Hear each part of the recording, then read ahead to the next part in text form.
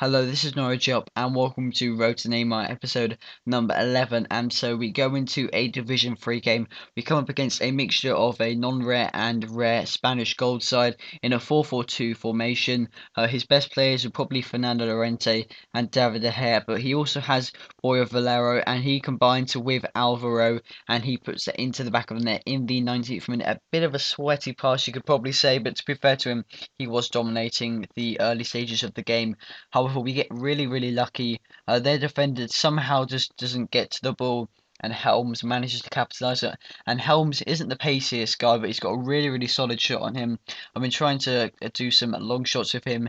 They haven't worked yet, but he's getting closer. However, Fernando Llorente, he has also got an awesome shot on him.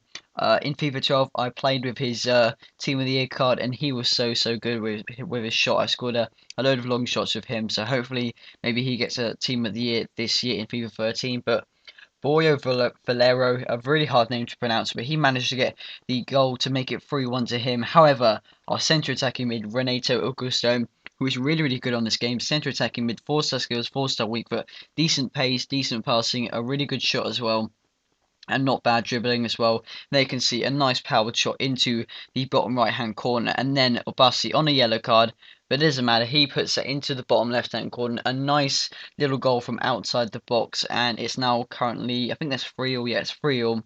However, I give away a penalty. I haven't given away a penalty for such a long time in FIFA 13, but a debatable decision, you could say. I'm not sure who exactly gave it away, but he kind of just got the ball and the man as well. But JOAQUIN is going to take the penalty. Can he get past Bullman? Yes, he can. He puts that into the left-hand side of the goal. It didn't have much power, but I did dive a bit too early. However, there was still a chance in this game. Helms tries to put a sweaty pass in. I wanted to get my revenge. It didn't work. However, Helms has the ball now. He puts it to the keeper, and then I managed to just get an equaliser. I really wasn't sure what to say there, but Renato Augusto, our centre attacking mid, gets another goal in this game, and in the 90th minute as well. In the last game, we managed to get a 90th minute winner. Unfortunately, we couldn't get a winner this time, just an equaliser. But anyway, a decent result for us. We didn't look like getting anything from the game, but a 90th minute goal put us into that equalising spot, and so we now have 4 points from 2 games. Not too bad at all, but we go into another game, and we come up against this interesting side. He had Suarez, Torres, Sanchez, Fabregas, Alonso, Gerrard, Cole, Aga, Reina, Piqué, and Sanya. So he kind of had a little bit of a hybrid going on. Sanya didn't have any chemistry though, so he was nearly there making a really awesome hybrid. And so he was using the Liverpool kit and badge, and this wasn't going to be an easy game, especially with his side. But we go into the game highlights now, and he managed to get the first goal.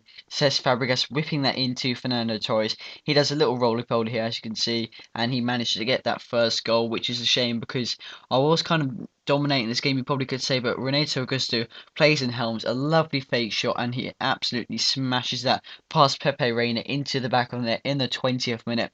A nice goal from him. That was kind of out of nothing, really, and no really good passing play, just Helms with a really good fake shot. However, how does that go in? Come on, keeper. Bullman, what are you doing? I'm sorry, but that goal really annoyed me. A bit of terrible defence, but that just trickled in. It was just like, do you want to save this? No. At half time, we were losing 2-1 from that BS goal.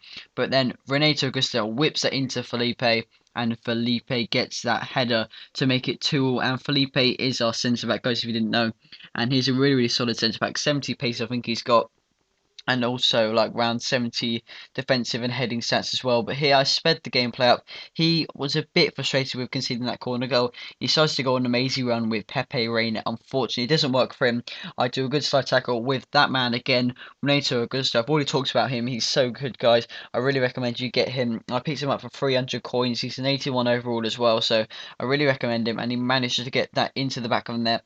An open net as well, so it wasn't particularly too hard, but you need to make sure you don't mess up, because I have messed up from open goals from that range before. But anyway, 9-point rating for him, and so we managed to win that game 3-2, which is really good for us. So you can see the full-time stats, and I did kind of dominate in the second half. I know he had more possession, but I did have more shots and shots on target as well. But that was a game that we managed to win, and we now have 7 points in division.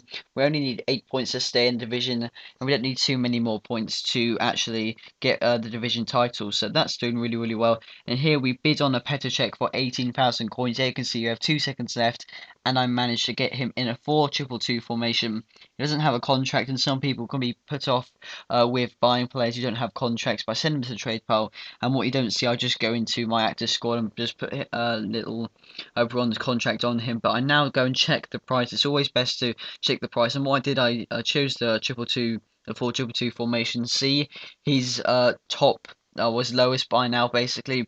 There's one going for 20,500 coins. So what I did was I put him up for 20,250 coins. So it'd be the cheapest in that formation. And formation cards can be quite expensive, so people don't want to be buying them in different formations and then waste more money and time and effort. And so they just buy the cheapest in their formation.